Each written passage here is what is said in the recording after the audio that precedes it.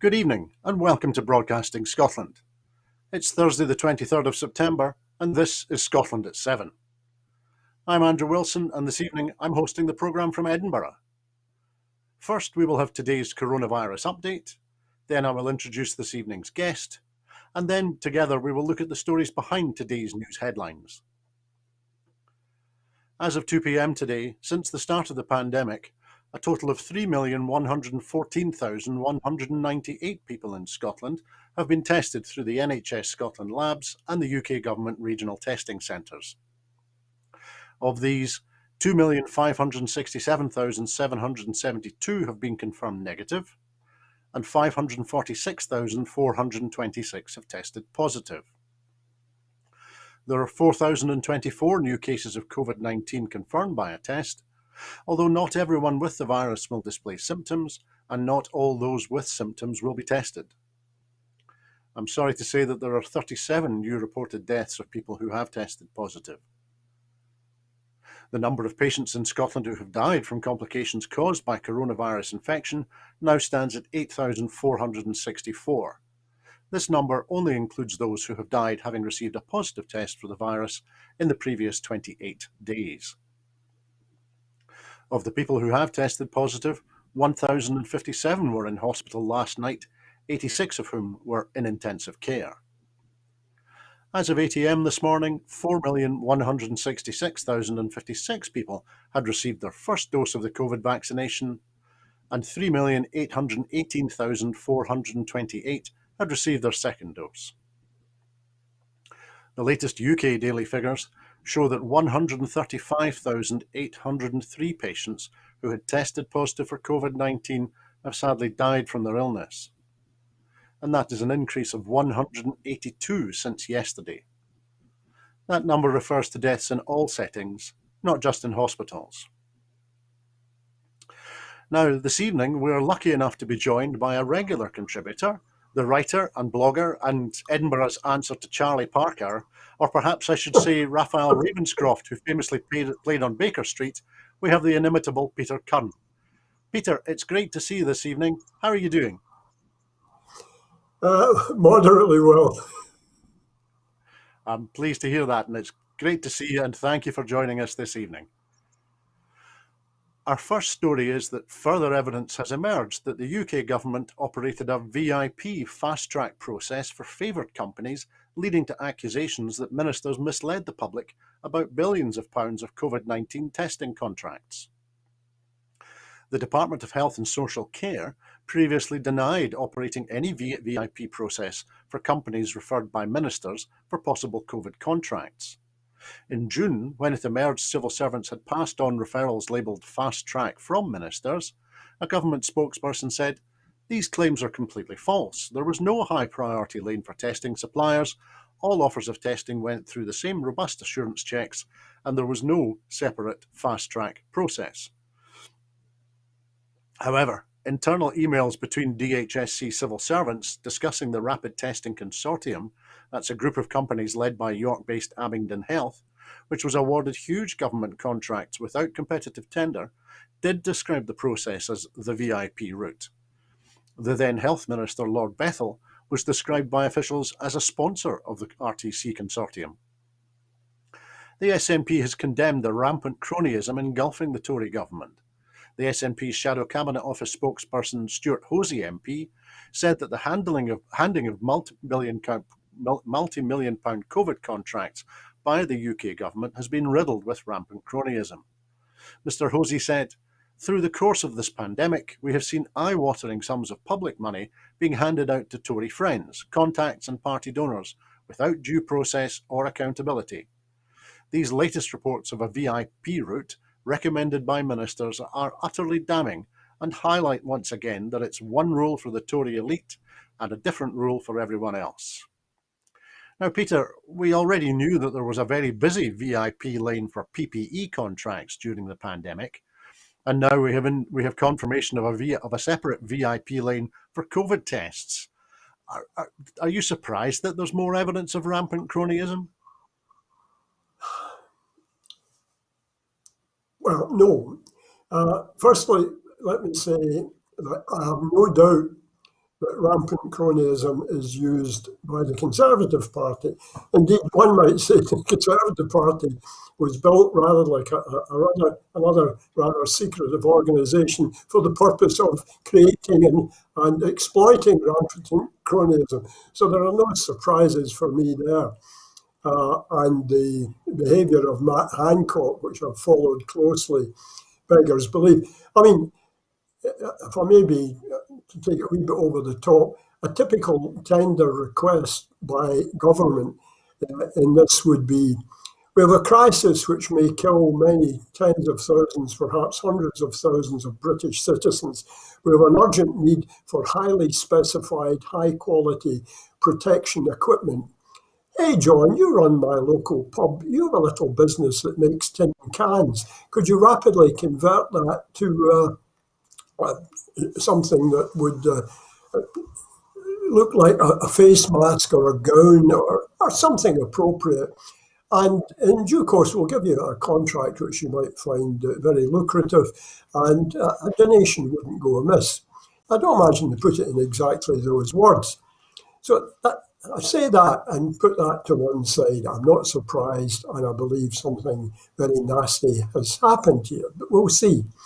The other side of me says that purchasing guidelines and tendering processes in large, sophisticated companies, and you would regard the government as perhaps a large, sophisticated company, are not as straightforward as the public thinks. It's not a case of saying, the world, please give us tenders and we will meticulously advance every one of these tenders, investigate them, and apply a crucial process in tendering, due diligence. In other words, investigate the capacity and the ability and the financial stability of the company and their likelihood of being able to deliver. It doesn't work like that. The latter part of it works like that, but the first part says we have a pre-list of people who are likely to be able to meet the requirements, and we will go to them first. And if they, among that group, there will be competitive tendering.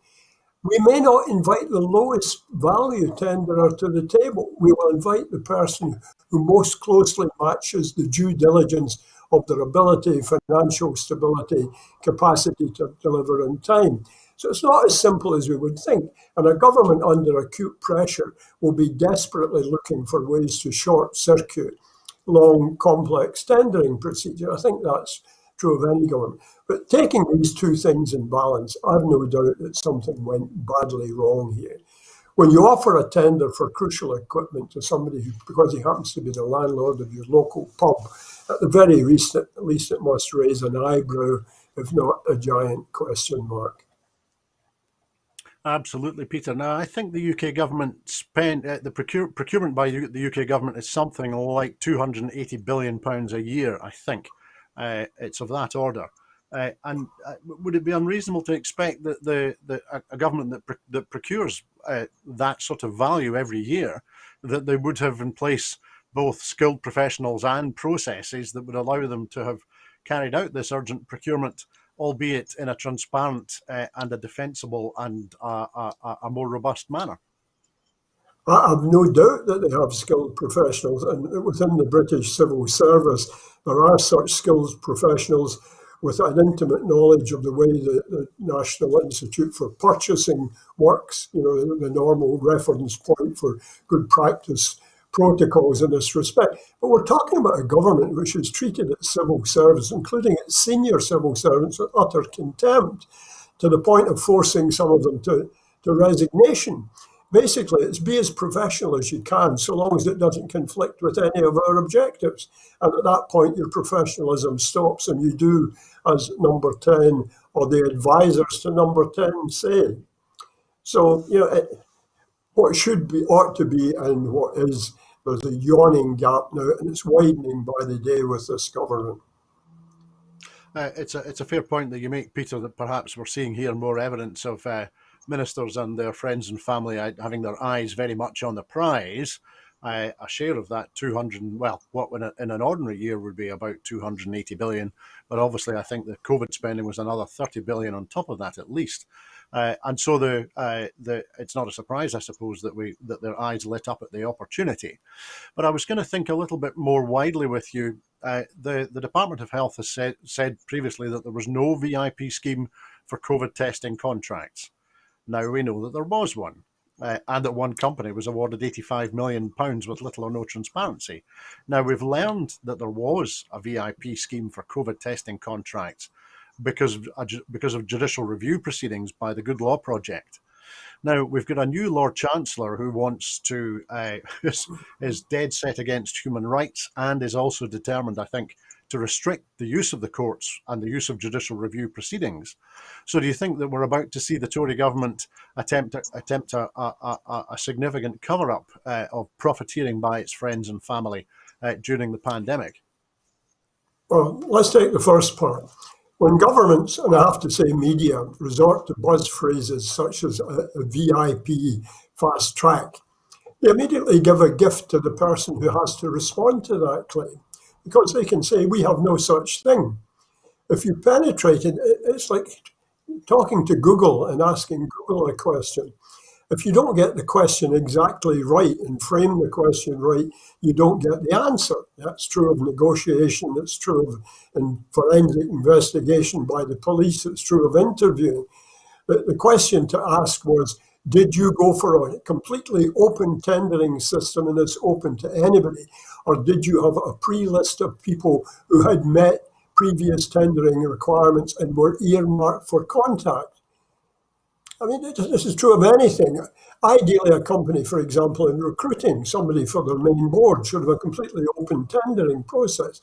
In practice, they have favoured lists. But saying a VIP, use the buzz phrase, using a VIP fast track system, no. In their position, having done all they've done, which I believe was bad, I would have said, no, I don't have a VIP fast track system, and I don't have anything so named or so framed. So you've got to be careful of the questions you ask. And the second part, are they going to do anything about it? Of course they're not. It cuts against the whole raison d'etre of the Tory party in this government. But bear in mind, we have a world rent apart by war and the horrors of nuclear war. The roots of that were stated by Eisenhower back in the 50s, the military-industrial complex. Once you give companies a vested interest in war and a huge profits to be made for war and huge links to government and the power links between government and independent giant companies being distorted in favour of the companies, you guarantee that these things will happen. Governments will abandon them very lightly. Incidentally, we're not free in Scotland in our form of government from patronage. I refrain from giving examples, but we're not all cleaner than.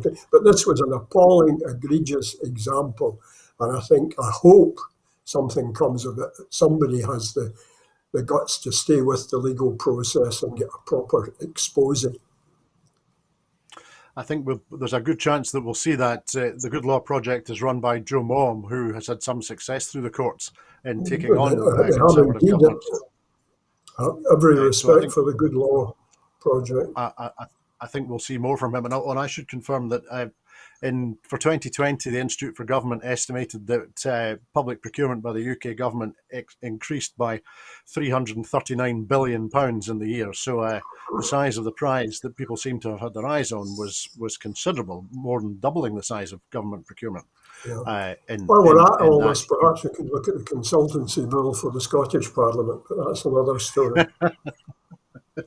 Absolutely. And as you say, the patronage is part and parcel of politics far and wide, including in Scotland.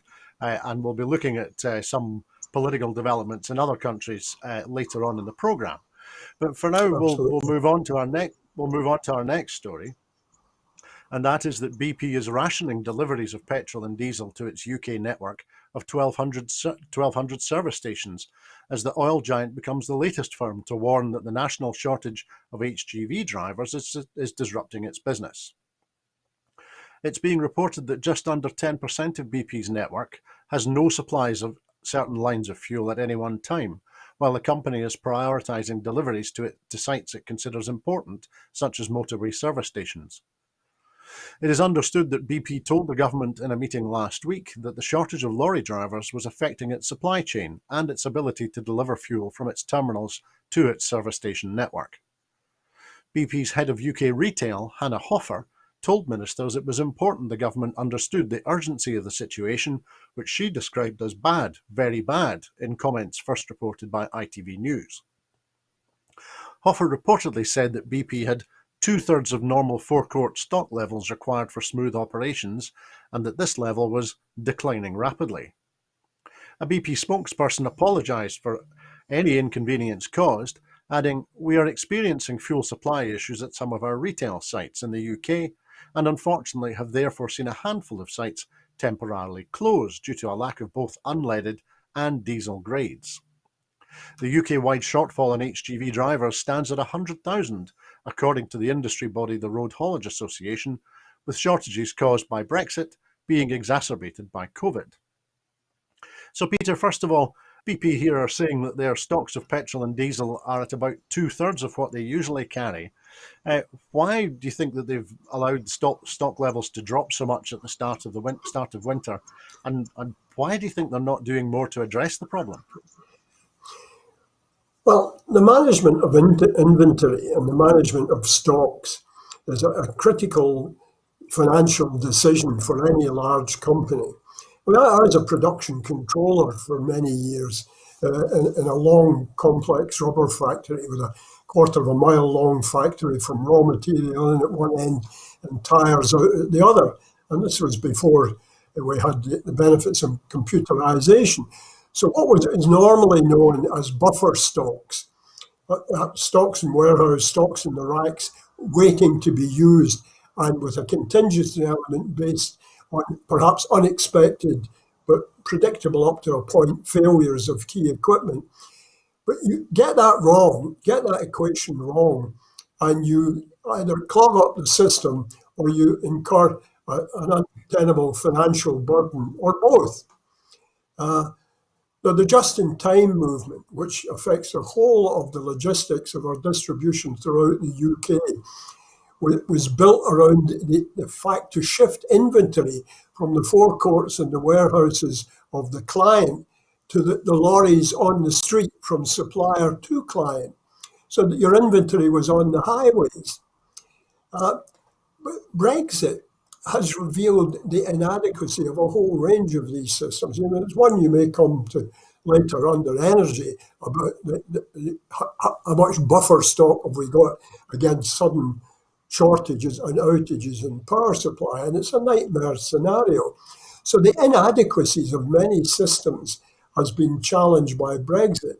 And the reason for that was Brexit was brought in by an ill-informed electorate and a government who systematically lied or underprepared or misunderstood, never understood, or willingly didn't want to understand the pressures that Brexit would place on them. Well, I can say something else. I've got a measure that I use all the time. I've been using it recently. I look at certain jobs that pop into the news for one reason or another and say, in my whole lifetime of work, and I've done my best, did I ever do anything as important they did? And there's a whole series of jobs, and I can say immediately no. I've never done anything as significant as a fireman. I've never done anything as significant as a miner in dangerous circumstances. I've never done anything as dangerous or difficult as the police or the ordinary private in wartime in an ill-thought-out war. And one of the groups where I would certainly challenge whether I could match their significance is HGV1 drivers, HGV2 drivers, drivers at all levels. These people are literally the lifeblood flowing through the arteries of our company. They've been undervalued, and despite of legislation to protect them, placed under some undue strains on their physical, mental, and social welfare. And we wake up to the value of people when this happens. I mean, a week ago on Friday, we were evacuated from the house watching the, one of these soap things. And there was a 30-foot high fire next door to us, threatening not only that house there and the residents therein, but us, our fence, our tree, our roof, and our building. And we were across the road, and within it seemed a very short space of time, the fire brigade were there and put the fire out. I wanted to go down on my knees to these guys and say, thank you for doing this. So as a society, we undervalue our key people, we undervalue their housing needs, their home needs, their relaxation needs, and their financial worth to the society. While we're enriching some people are not only not contributing to society, they are a positive, venomous drag on society. So I can understand BP's dilemma. A company of the size of BP should never have let itself be put into that position. And I don't know what explains that, and I can't explain it for BP. But if you go to the highest level of all major companies, you find an unholy convergence with certain aspects of government. In other words, companies do Absolutely. things which they shouldn't ought to because they're grinding axes which are not directed at the essentials of their company. And then they bring in high-paid consultants who make things even worse. Absolutely. And actually, Peter, we'll look at that for a moment. You raised a very good point. You were talking about HGV drivers in general as being undervalued, and it crossed my mind that petrol tanker drivers and our drivers Absolutely. who drive tank of combustible material, they require a High-speed special. train drivers. Well, so Yeah, my point is that absolutely. tanker drivers require a special ADR certificate, and in order to Yeah, get that certificate, they must already be experienced drivers. And yeah. tanker drivers that I know working from Grangemouth regard themselves as highly trained specialists, and they take their job very seriously indeed. So if there are already 100,000 drivers missing from the workforce, what chance is there that the tanker driver shortage can be addressed safely? Well, two questions. The first question is swiftly, which I would say that they're pretty low. You can't say, well, I should never have got here in all this time, and now suddenly I've got to narrow the lead time to put it right. Safely is another thing. The overburdening temptation in the face of such pressing needs is to drop the standard to meet the thing. I mean, companies do, and they shouldn't, and I've been part of it, flex their entrance criteria for certain jobs when they've got a problem of supply. We just can't get a sufficient supply of ideally qualified people, so we'll try and pull it down. This is where legislation comes into play, which is supposed to keep companies on the straight and narrow. But the legislation is bent by lobbying, by lobbyists retained by companies to approach government, and lobbyists often have a link into something else, which is funding of political parties. So these loops are present in every democracy. They're pernicious loops, they infect the body politic, and we're now having to face some of them. Whether we learn any long-term lessons and cope with it adequately is anybody's guess. Thanks, Peter. We'll move on to our next story now, and that is that the UK government is having talks with the energy regulator Ofgem about whether or not a cap on gas and electricity prices for consumers may have to go up, according to this junior business minister, Paul Scully. Mr. Scully told Sky News, we've had lots of conversations with companies themselves, with Ofgem, in reviewing that price cap. We clearly want to protect customers. The price cap set by Ofgem limits the cost of energy for about 11 million people on suppliers' default tariffs. It is reviewed twice a year. It is due to rise by 12% on October the 1st, and that's to £1,277 for a household using an average amount of energy, and would, in normal circumstances, be reviewed again in April 2022. The wholesale price of gas in the UK has soared in recent weeks, putting increased pressure on suppliers and putting the viability of some of the smaller energy companies in doubt, with energy analysts suggesting that there could be as few as 10 energy supply companies survive the crisis. Gas prices in the UK are about 3 times higher than prices paid in EU countries for gas. So, Peter, what's your overall take on the current concerns regarding the availability and the price of energy for domestic customers in the UK? Well, I'm certainly not the best man to ask this of. I mean, I'm very much a layman in this area. I mean, there are people uh, in Scotland, certainly, and there are people within my own knowledge and contacts. I'll mention one name, he may not forgive me for mentioning it, but a guy who's a member of our Yes groups and various forms of activism in pursuit of independence. In case you didn't know, I'm an independence supporter. And that's a guy called Ian Wright.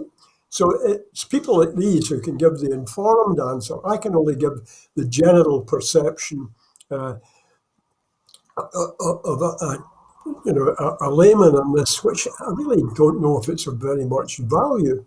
I mean, I look at it with the same bewilderment as anybody else. But again, I have to do the helicopter and go up to the big picture.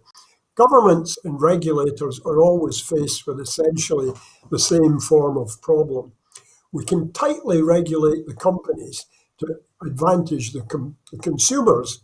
And in the process, if we tighten the noose too tightly in the companies, we impair their efficiency and we disadvantage the consumers. Or we can disadvantage the consumers to help the energy companies, and at that point they'll make a substantial donation to the legislators that gave them the advantage. And again, we disadvantage the consumers. So faced with a simple layman's choice, I said, well, fall off the log on one side or the other, because there's no middle ground. Take your chances with disadvantaging the energy companies. So I'd be in favour of a cap, but I don't think a cap is without its penalties. I mean, the real problem to me seems to be the structuring of the energy companies. I mean, I saw a statistic today and it staggered me. It was the number of days that countries could cope with a sudden crisis, energy crisis of supply. And they quoted countries, I can't remember, but Italy had something, an 11-day buffer. Other countries had ranging down from that to, an 11-week buffer, ranging down to a few weeks.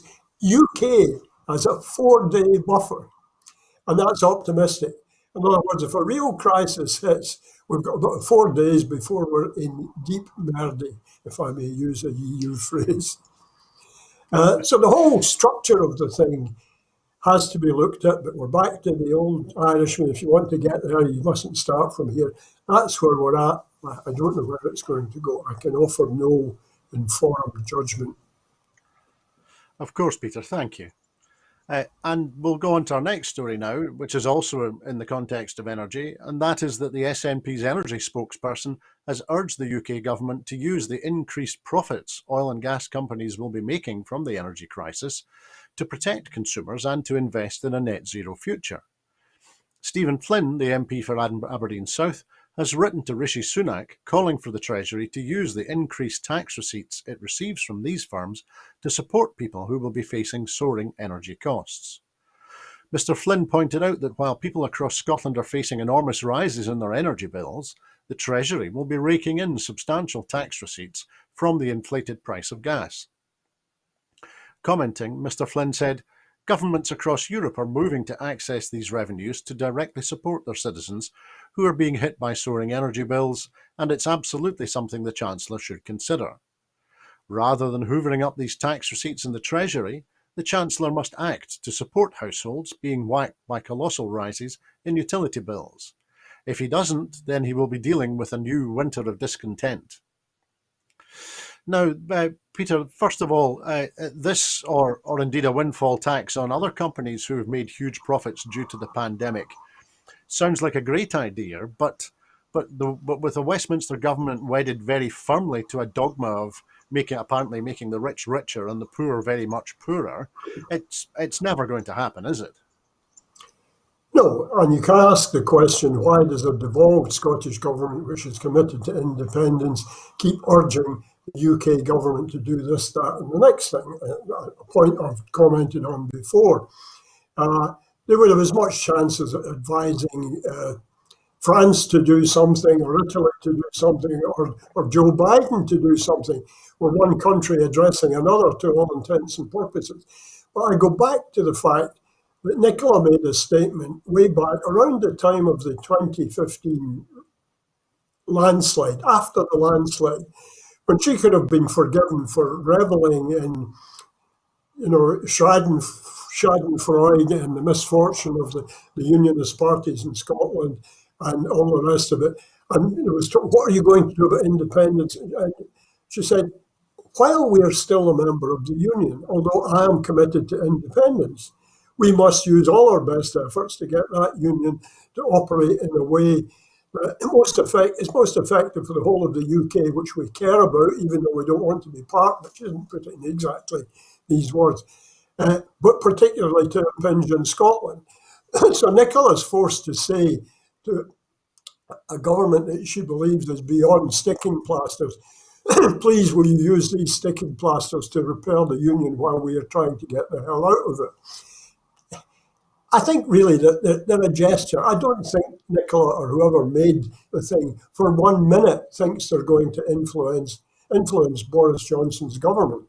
What they think is this will make a good talking point, and it points up the sheer inadequacy of that government across a whole range of policies that are crucial to the well-being of all the people of the UK, which I care about too, for my friends, relatives, contacts and everything else in the rest of the UK. So, no, bugger all is going to happen, but carry on saying it. It doesn't do any harm even if it doesn't help much. Thanks, Peter. Our next story is that plans by the UK government to take control of what the Scottish government can subsidise has been described as an alarming attack on devolution. The Subsidy Control Bill, which is designed to replace EU state aid rules and reserves control over subsidies at the expense of the devolved authorities in Wales and Scotland, has passed its first hurdle at Westminster. The bill sets out how central government, devolved administrations, local authorities and other public bodies should make decisions to award subsidies. SNP business spokesman Stephen Flynn said, "What we have here in front of us is in no uncertain terms a bill that undermines devolution, following on from the Internal Market Bill, following on from the Shared Prosperity Bill. If they want to protect their union, they are doing a damned well job of destroying it." Scottish Greens MSP Maggie Chapman said, after the disgraceful power grab of the Internal Market Bill, the Subsidy Control Bill is yet another attempt to undermine democracy and the powers of the Scottish Government. So firstly, Peter, the putting the constitutional issues to one side for a moment, UK subsidies are so low, they're about a third of what Germany spends, for example, on a per head basis. Does that mean that it matters very much who administers these schemes? I think if it's done on a per capita basis, it'll be something like £400 million a year being spent in Scotland by subsidies, and I would suggest, or you can correct me, that it's actually the disappearance of the far greater spending that came from the EU, especially spending that was made, especially on the periphery of the country. It's the disappearance of the EU funding that's going to have the greatest impact on people, rather than who decides whether it's Westminster or Holyrood that decides how the money is spent. Yeah, well, I'm not an expert in financial matters, and I agree with your broad thesis there, if you like, Andrew. But let me say this, putting myself again into a member of the Scottish population, let's say a single mother who's terrified about what's going to happen to her benefits and having difficulty putting food on the table for her children, and paying her heating bills and dealing with empty shelves. The mention of a few million as if a few million didn't matter. She said, look, I don't care if it's £100, take it and give it to me. If you look at these, so if there's 400 million sculling about that we can get more of, yes, we should try and get it. As far as it being an attack on devolution, the election of the Tory government with Boris Johnson and his benighted cabinet in itself was an attack on devolution. So I can't keep the constitutional argument. Yes, the EU thing is far bigger, but we've got probably equal chances of getting back into the EU overnight as we have of getting Boris Johnson to behave like a rational human being overnight. So little or no chance of doing this. I know. I would like to see these subsidies, whether they're a giant amount or not, back in our control. Again, going back to Nicola, and I won't, for the sake of perhaps annoying somebody, say where I got these recent insights. But again, Nicola, just after the 2015 landslide, was down in London or somewhere, and she was talking to high agents, including Boris Johnson. And she claims, I won't say alleges, because I don't believe Nicola is economical with the truth, claims, and therefore it's probably true, that Boris Johnson said to her, in the light of this landslide victory, if we were to give you virtually total independence in all but name, would that buy you off? Nicola is on the record of having said Boris Johnson made that statement. And Nicola, who is an elaborately polite lady and genuinely, instinctively polite and caring, would have said what I would have said, fuck off, no chance. And since then, Boris is attempting every nibble he can take to undermine devolution. And the only way to stop the devolution being undermined is to move faster and harder to secure our independence. That's my commercial. Thanks, Peter. We'll move to our next story now, and that is that concerns have been raised that EU citizens living in the UK may not now be allowed to board flights into the country because of confusion created by new government rules over ID cards and passports. From the 1st of October, EU citizens who do not have the post-Brexit right to live in the UK will not be able to use EU, EEA or Swiss national ID cards to enter the country, which means that EU citizens not settled in the UK arriving for short visits or visa stays will be required to show a passport under post-Brexit immigration rules. Those settled in the UK can continue to use ID cards until 2025. Brussels fears that airlines will struggle to make the distinction at boarding gates because the UK has not issued EU citizens living here since Brexit with physical residency documents. Instead, airlines will have to log into a government website and check a digital code that the passenger can generate on their phone or laptop to prove their status. Such is the concern that the matter was raised at a meeting last week of the UK-EU Specialised Committee on Citizens' Rights, involving officials from the European Commission and the UK government. They fear that airlines will refuse to board EU citizens with ID cards because they will not understand the complexities of the UK's new residency scheme for EU nationals post-Brexit. While EU member states have conferred simple residency rights on British nationals, the UK opted to categorise EU citizens into three groups: pre-settled status and settled status for those in the country for fewer than 5 years, and settled status for those in the country for 5 years or more, and also an additional category for the 450,000 EU citizens who are still waiting for the Home Office to decide who's to get a certificate in order to be able to prove their rights. Now, Peter, we know that in another display of stellar administration, there's a backlog of almost 500,000 applications for certificates to prove that people have pre-settled status or settled status in the UK. And so do you think there's much prospect of either the UK government or the airlines of getting a grip on this problem?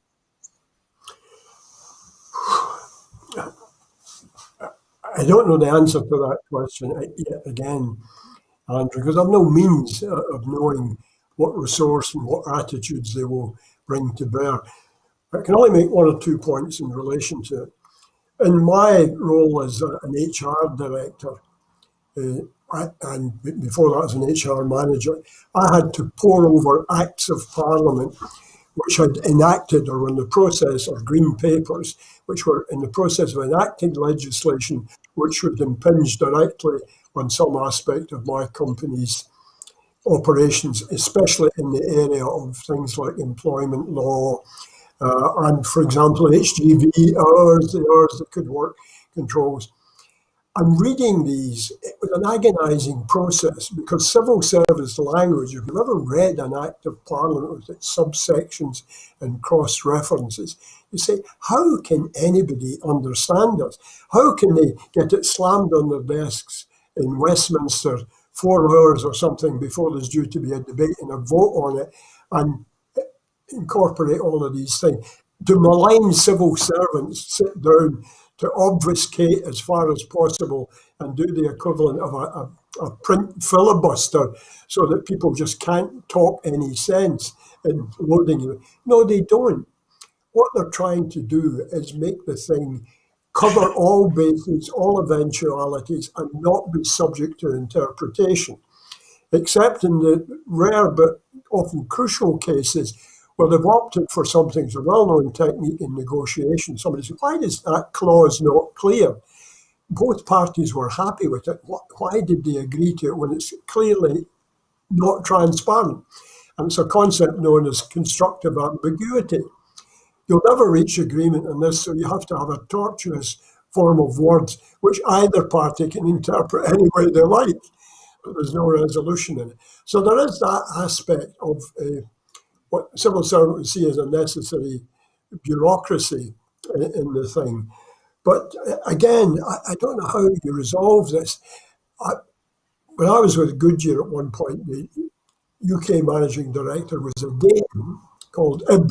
I don't know what the Ib stood for, as an abbreviation. IB. That was his first name, Ib Thompson.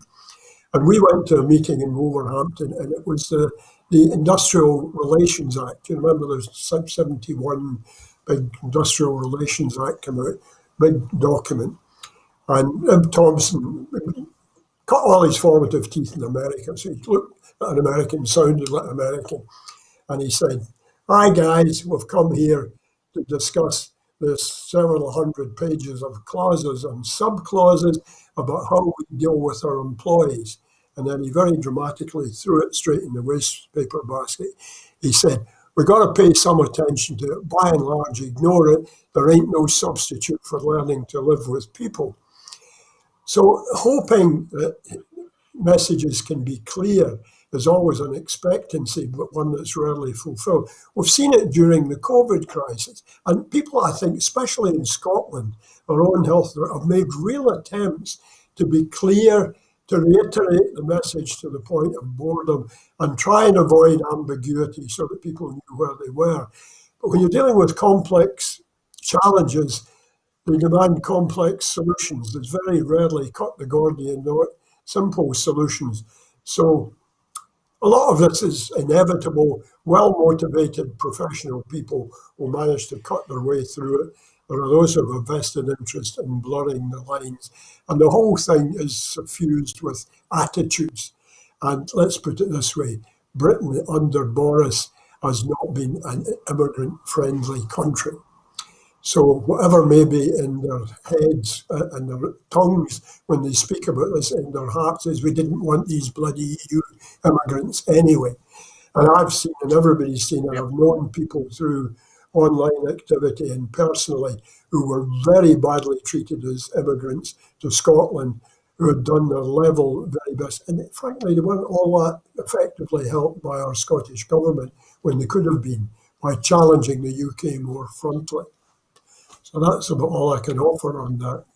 Thanks, Peter. We'll move to some international news now. And in the Ukrainian parliament today, a new law ordering oligarchs to register and to stay out of politics was passed on the day following an attempt to kill a top aide to President Vladimir Zelensky. The law provides a definition for an oligarch and gives a body headed by the President, the National Security and Defence Council, the power to determine who meets the criteria. Oligarchs will be forbidden from financing political parties or taking part in privatisations. Top officials, including the President, Prime Minister and head of the central bank, would be required to declare meetings that they had with them. Zelensky says it is necessary to protect the country from powerful businessmen who have corrupted its political system for decades. His opponents say they fear it will be applied selectively to concentrate more power in the President's hands. Thanks to the anti-oligarch law, Ukraine gets a historic chance to build a civilized and clean relationship between big businesses and the state, Zelensky said in a statement. The law passed at a first reading in July, and today's second reading, which passed with 279 votes in the 450-seat parliament, means that now goes to Zelensky for approval. So, Peter, President Zelensky won a landslide in 2019, promising to curb the influence of tycoons. And to me, it's astonishing that he seems to have been able to get the law through the Ukrainian parliament. And it also strikes me that's in contrast to the UK, where, for example, the Home Secretary indulges in off-the-record meetings with businesses in like British Airways and Heathrow Airport, which she is partially responsible for regulating. Do you think it could be the chance that Westminster could learn from politicians in Kiev? Oh, yeah, absolutely. I think it's nothing short of a miracle that the Ukraine Parliament got this through. I mean, bear in mind what Ukraine is facing. They're sitting with a malevolent giant on their doorstep, Vladimir Putin, who has not had the easiest of relationships with Ukraine. My definition of an oligarch, for what it's worth, is a person, usually a man, who has far too much money for the good of society and democracy. I mean, I've got a mental vision of an oligarch as some malevolent guy, probably in his mid-50s, filthy rich in every sense of the word, who looks in the mirror at night, smiles in delight at his reflection, and sings Frank Sinatra's My Way in his own native accent. These people have too much power. This is what has happened to societies across the globe. I'll go back to an old model which I've probably mentioned interminably before.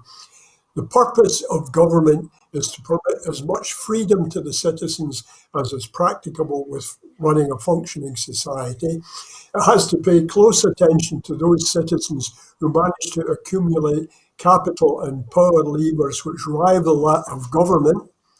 And it has to place constraints on them without tying their hands when they're contributing vitally to government.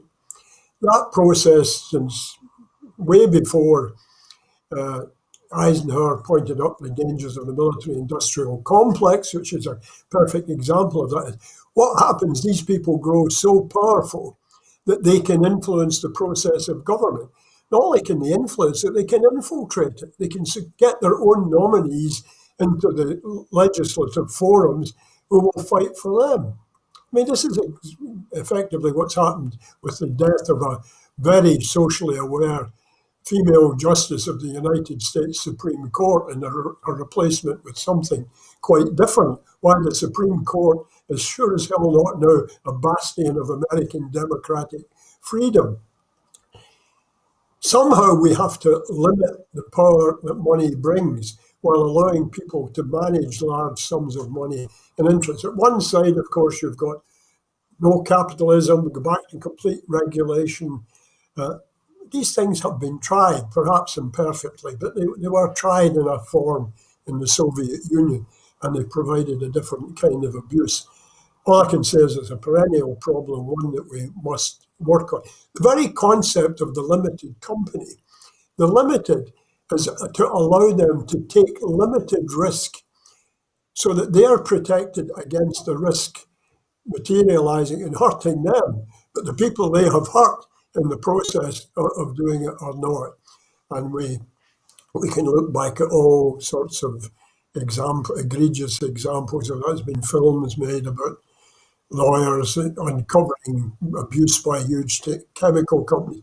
We've had the recent one in the oil industry, showing there's been systematic, at the highest level of the international oil industry, of distortion of the truth. It's the same with the nuclear industry. Big money is involved in the nuclear industry. The nuclear industry, since its inception in Britain and elsewhere in the world, has systematically played ducks and drakes for the truth. They've lied in every decade of my life, and I've been alive throughout the whole nuclear age. Yes. How you come to grips with it, how you get the balance, it all hangs on perceptions of reasonableness and balance, and how does a democracy balance competing interests, which is what democracy is about. Of course. Thanks, Peter. Election. That's okay. Our next story is that Scotland has become the first country in the world to embed lesbian, gay, bisexual and transgender inclusive education across the school curriculum. Focused on promoting equality, reducing bullying, and improving the educational experience of LGBT children and young people, subjects across age groups will now include LGBT identities, issues, and history. Support to help schools deliver this includes a website where school staff, parents, carers, children and young people can access information to support LGBT children and young people, a basic awareness e-learning course for education staff on LGBT inclusive education, and a toolkit of LGBT inclusive education teaching resources. Parents, teachers, young people, and LGBT organisations helped to develop the website, e-learning course, and teaching resources. So, Peter, I was thinking about this in practice. So, do you think, and I'll put you on the spot here, do you think it's relevant that the sexual orientation of, say, Alan Turing is identified or discussed when discussing his life or his work?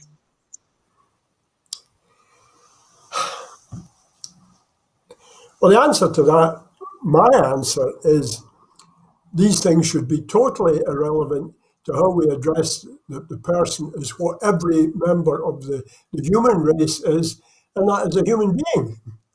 I look, first of all, at a person. I'm not interested in their dress mannerisms, what goes on under their kilt or their equivalent, what their sexual preferences are, how they express their culture. I'm interested in what they do. Are they being benevolent? For a man to risk commenting on this issue, and I say particularly a man is entering into the lion's den, because I find that in certain positions, when you're trying to help a case, you're accused of mansplaining, making the argument worse. You don't understand the problem. But let me launch in and say this. I think the kind of simplistic analysis that is being offered by some of our journalists and some misguided politicians of saying, do you accept that a woman is an adult human female? Answer yes or no, or you have nothing useful to say. I think that's a ridiculous, disgraceful, unhelpful oversimplification. It's an attempt to simplify something. We are all born in something that the midwife takes from the womb, or if there's no midwife, emerges from the womb.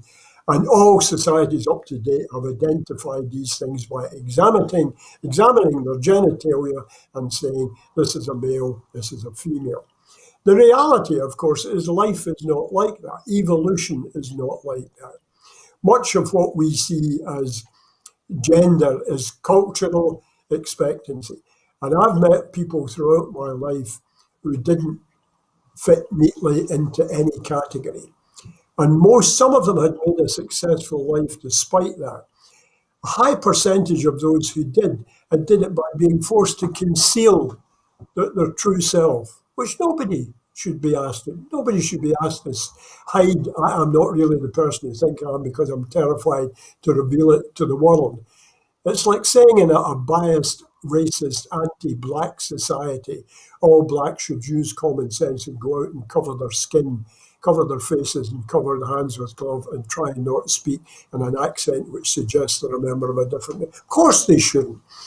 I've also met people who had their life miserably and permanently damaged by the way they were treated because they didn't fit into society or a particular dominant group. And that's what it is, dominant group.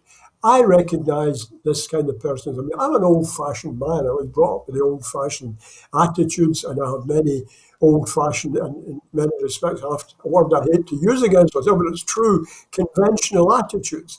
They're part of my cultural upbringing. So I'm happy the Scottish government's doing this. I think they've been a bit cack-handed about the way they do it. And I think the people who are trying to protect the interests of a wider range of people, I put it no higher than that, but you would say people who more firmly match the conventional stereotypes. And these people have rights.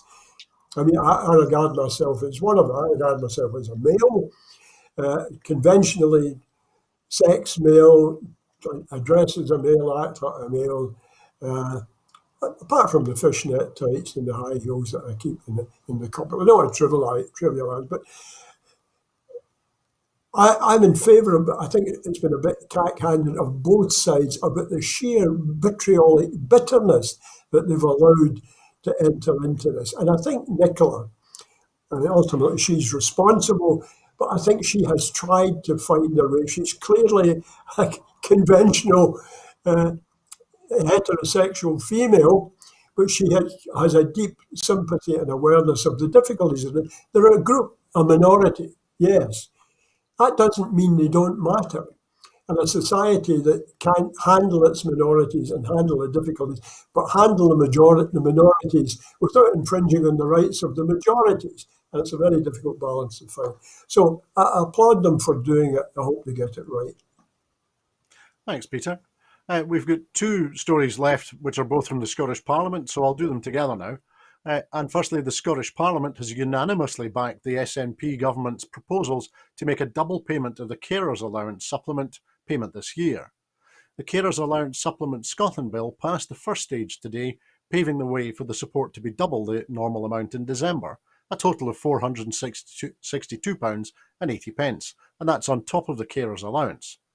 The increase will give greater support to unpaid carers who have been disproportionately impacted by the pandemic. And this is the second time the payment has been doubled, the first being in June 2020. And also in the Scottish Parliament, legislation which will lead to increased vital support to more than 19,000 children and young people to help their families heat their homes this winter has been laid in the Parliament. The legislation extends the eligibility for the child winter heating assistance to young people aged 16 to 18 in receipt of the enhanced daily living component of the personal independence payment. If the legislation is passed, 5,000 additional families will receive the payments, which will also be backdated to last year when the payment was introduced. So, Peter, I think it's worthy of noting that the doubling of the carers allowance supplement payment this year was passed unanimously in the Scottish Government, in the Scottish Parliament today, a Parliament that might have appeared to have been quite riven with division and with people refusing on principle to agree or to cooperate. Do you think that this might be briefly, do you think this might be a tiny glimmer of light that the politicians are focusing on looking after people and doing what needs to be done? I can only hope so, because it's so patently, obviously a good thing. I mean, at the risk of sounding like somebody invoking early misery stories for advantage, I know what it's like to be brought up by a single mother who was widowed prematurely in a very difficult financial environment, and how little tiny amounts of money mattered crucially. I hope it's evidence of some humanity overcoming political expediency. I really do, and I applaud the Thanks, measure. Peter. Thank you. That is the last of our stories that we're going to discuss this evening. In making these programmes, Broadcasting Scotland relies on the support of viewers and others who value our distinctive approach. If you would like to support us, and we would like you to support us, then please consider subscribing or donating to Broadcasting Scotland. You will find the link to do that on the screen now. There are other ways in which you can contribute to our work. If you would like to volunteer to work with Broadcasting Scotland, then please visit our website at www.broadcastingscotland.scot and send us a message there. Meantime, we will be here again at 7 o'clock tomorrow evening for the next edition of Scotland at 7, so please tune in and join us then. And that's the way it is at very nearly Scotland at 8. I'd like to say thank you tremendously to Peter Curran for joining us this evening. I'd also like to say thank you to you too for joining us on Broadcasting Scotland. I hope that you have a very peaceful evening.